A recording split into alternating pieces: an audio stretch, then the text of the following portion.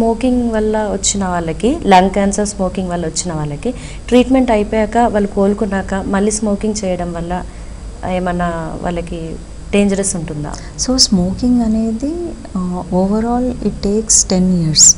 ఇప్పుడు మనకి స్మోకర్స్కి ఉన్న రిస్క్కి నాన్ స్మోకర్స్కి ఉన్న పాపులేషన్ రిస్క్కి క్యాన్సర్ రిస్క్ అనేది 10 times ఉంటుందన్నమాట. సో మనం ఓవర్ 10 years ఆ రిస్క్ని తగ్గించుకోగలం. స్మోకింగ్ మానేస్తే ఇప్పటి నుంచి in 10 years body May recover to a stage of a non smoker. అంటే హార్ట్ పరంగా, లంగ్స్ పరంగా, ఈవెన్ ఎథిరోస్క్లెరోసిస్ అంటారు. అంటే ప్లాక్స్ ఫామ్ అవుతాయి మన బ్లడ్ వెజల్స్లో.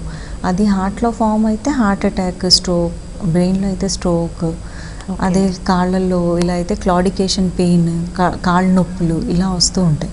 సో ఏ వెజల్ చోక్ అయితే ఆ వెజల్లో మనకు సిమ్టమ్స్ అనేవి స్టార్ట్ అవుతాయి.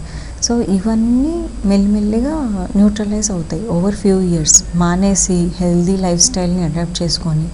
సో మనకి ఇఫ్ ఎట్ ఆల్ మానేయకపోతే మాత్రం దెర్ ఈస్ హార్డ్లీ, అంటే మనం ఎవ్రీ ఇయర్ ఆ రిస్క్ పెంచుకుంటున్నట్టే. అంటే జనరల్ పాపులేషన్కి 1 chances of getting risk according to ఆ జియోగ్రఫీ అవన్నీ చూస్తే ఈ స్మోకర్ అనే అతనికి 10 times ఎక్కువ రిస్క్ ఉంటుంది క్యాన్సర్ రావడానికి.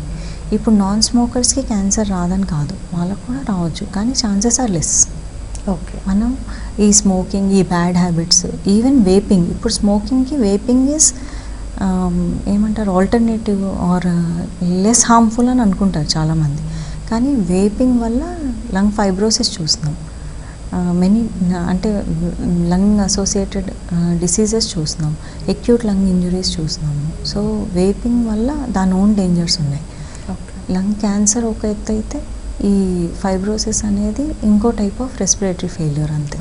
సో అదేమి సబ్స్టిట్యూట్ కాదు, ఒక బెటర్ ఆప్షన్ అని కూడా కాదు. It's just another type of poison అంతే.